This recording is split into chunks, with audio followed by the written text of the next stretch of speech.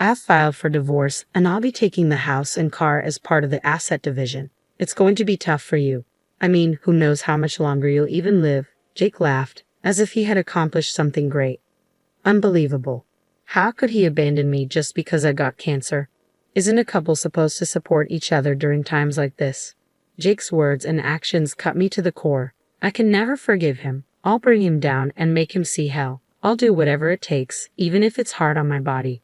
My stern determination invigorated me, marking the beginning of my revenge. My name is Emily, a 45-year-old housewife. I live with my husband, Jake. We met through a mutual friend. Back then, Jake was a charming person liked by everyone. He treated me, someone initially shy around strangers, with kindness. I was quickly drawn to him. The time I spent with Jake was so enjoyable that I wished for more moments together, and he felt the same way. That's how we got together and eventually married. I was truly happy to marry the man I loved so much. I was convinced that our happy life would continue, but that turned out to be just an ideal.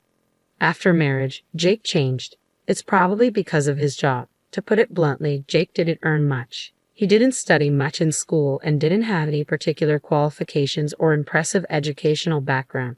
That's why he ended up at a lower-ranking company. I had often suggested he change jobs, but Jake said it was too much trouble and rejected my advice without reconsidering. Well, I still have a job, and with my salary, we could easily live together. But what if we had a child? What if, for some reason, I couldn't work? Then it would be utterly impossible to get by on Jake's salary alone. Hey Jake, my company is hiring a clerk. You don't need any special qualifications, and anyone with basic common sense can do the job.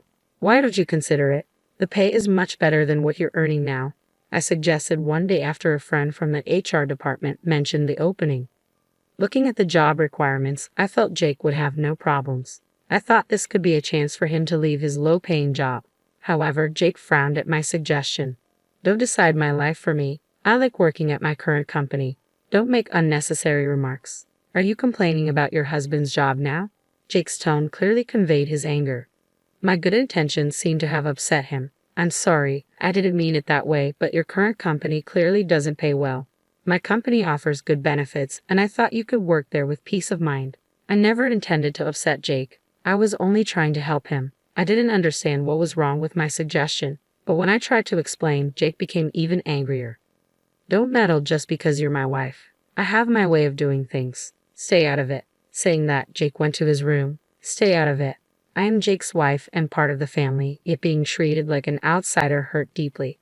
By then, our relationship had already begun to crumble, and once it breaks, it can never be put back together. Not only towards me, but Jake also began to act cold towards my family.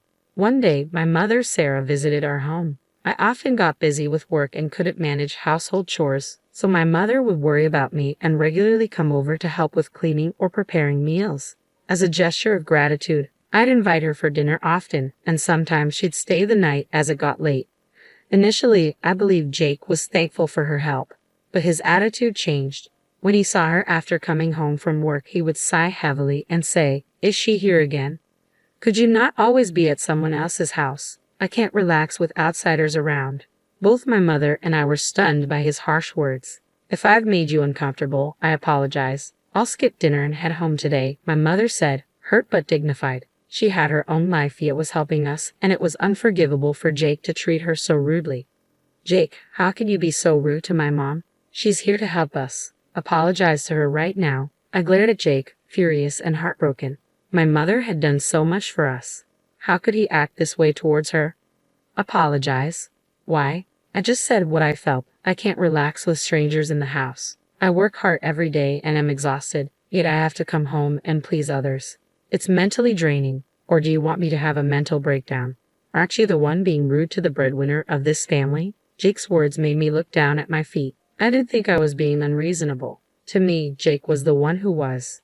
Despite this, I had no idea what to say to make him understand. "It's okay, don't worry about it. If you two are fine, that's all that matters to me," Sarah said, trying to cheer me up. In the end, that day, Sarah didn't join us for dinner.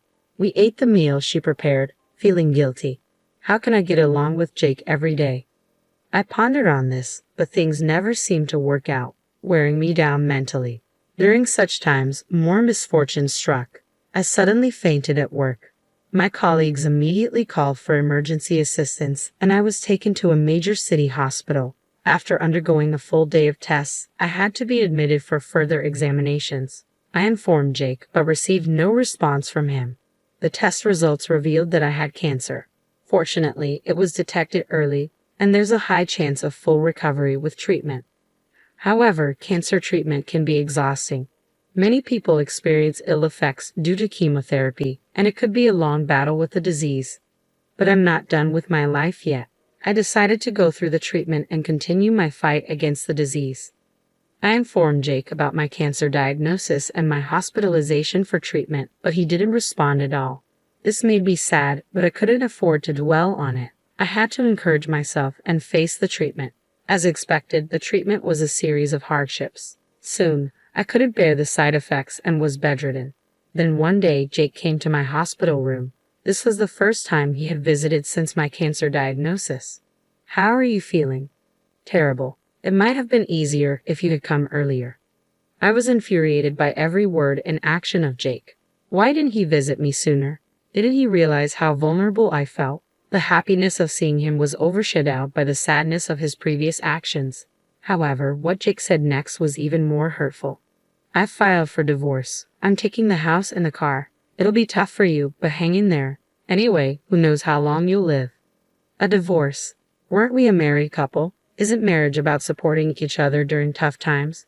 His words made my head spin. Those words were enough to cool the love I had for Jake. I don't need Jake anymore. I can lead my own life. He underestimated me, but I'll make him regret it. I'll bring him down and show him how.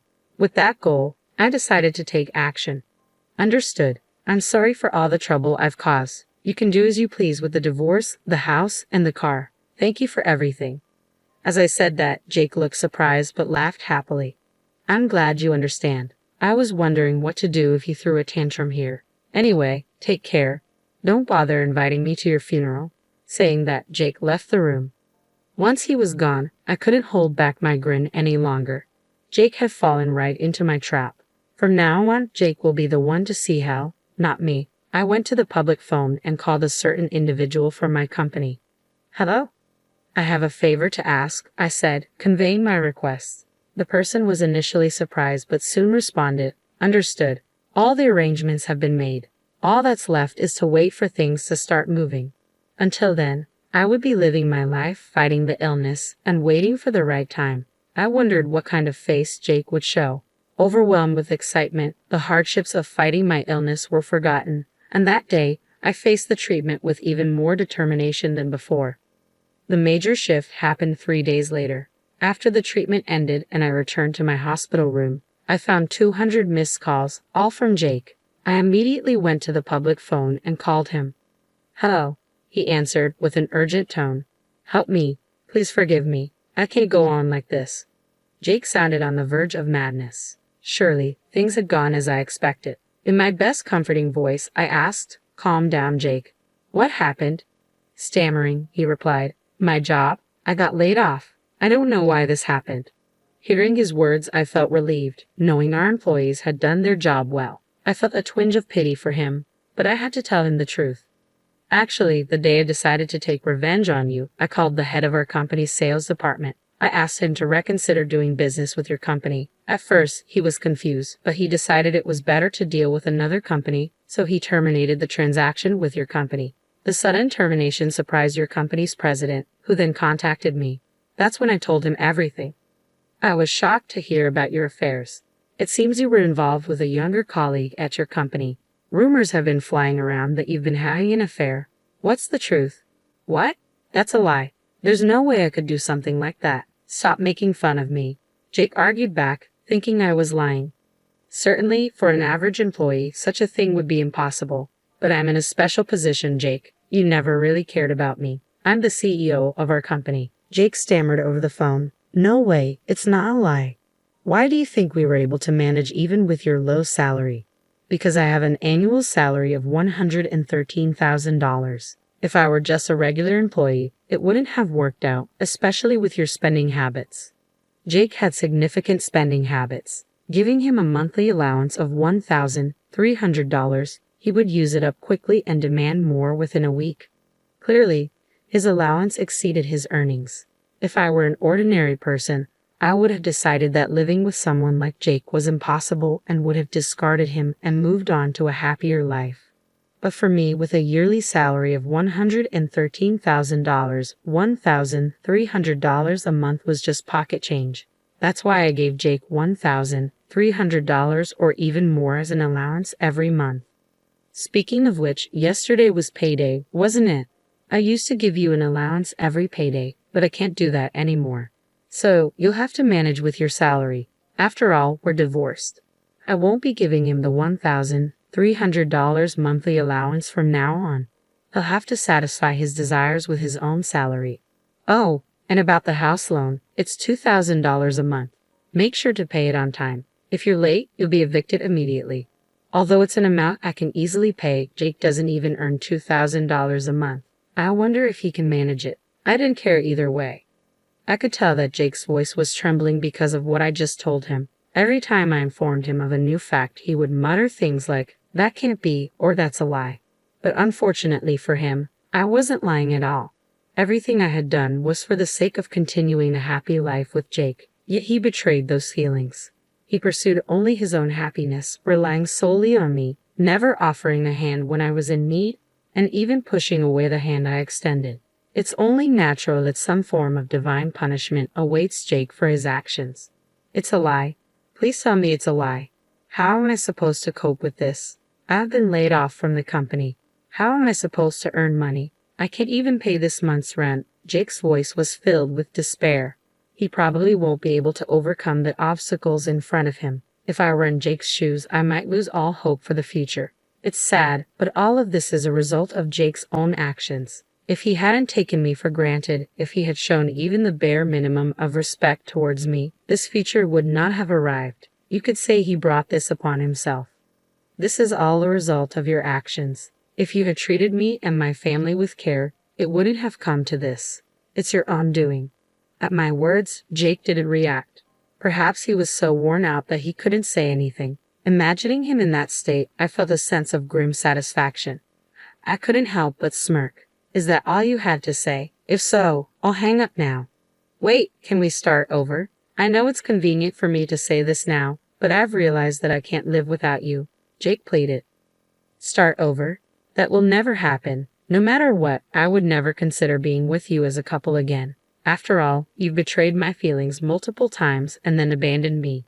How can you expect me to believe in the possibility of us being together again? While I was lost for words at his audacity, Jake continued speaking. I apologize for all the terrible things I did. I'm sorry for not visiting you even when you had cancer. From now on, I'll visit you every day, and when you recover, maybe we can go on a trip. I want to make an effort to make you happy. The effort to make me happy. Those words sounded familiar.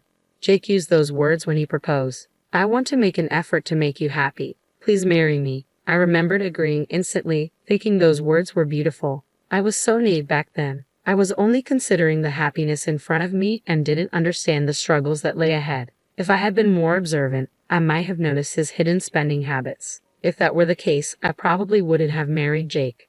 Emily, I love you. I can't live without you. Please, I could barely hear Jake's voice. However, having known his true colors, I knew this was just an act.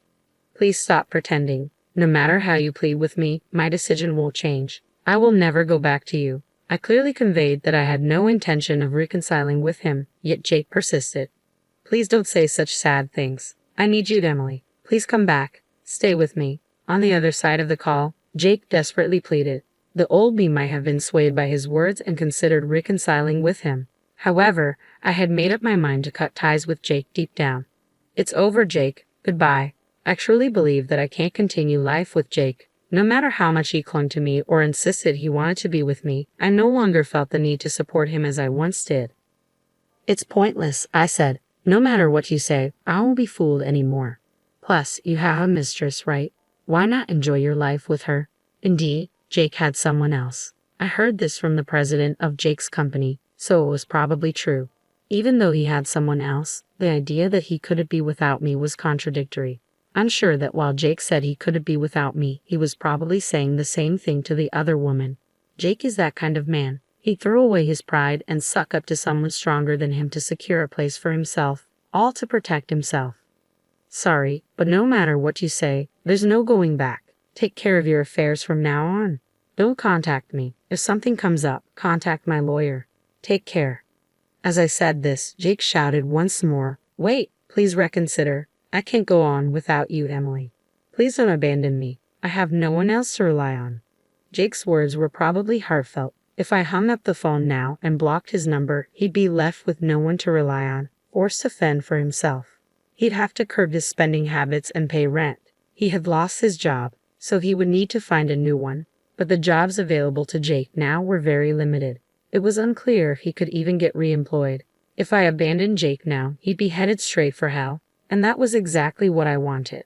"I don't care about you. Goodbye," I said and hung up the phone. I immediately blocked Jake's number and asked the nurse not to let him visit me. It now became difficult for Jake to contact me. I had done so much for Jake for so long. Finally, I was free from his grasp. Later, according to my lawyer, Jake kept trying to meet me, but since I told my lawyer I didn't want to see him, my whereabouts were kept secret. On my lawyer's advice, I decided to file a lawsuit against Jake regarding his affair.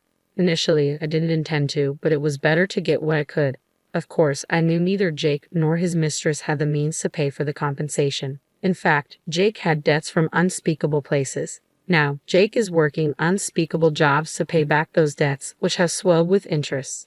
As for the other woman, she ran away to avoid paying compensation. However, her parents were furious when they found out, and now she's working like a slave at home. As for me, after a long battle with illness, I am now cancer-free. To everyone's surprise, I recovered quickly and am now back at work. I personally thank the head of the sales department who helped me. Since then, I've received several marriage proposals upon hearing I'm single, but having been hurt in marriage before, I want to stay single for a while.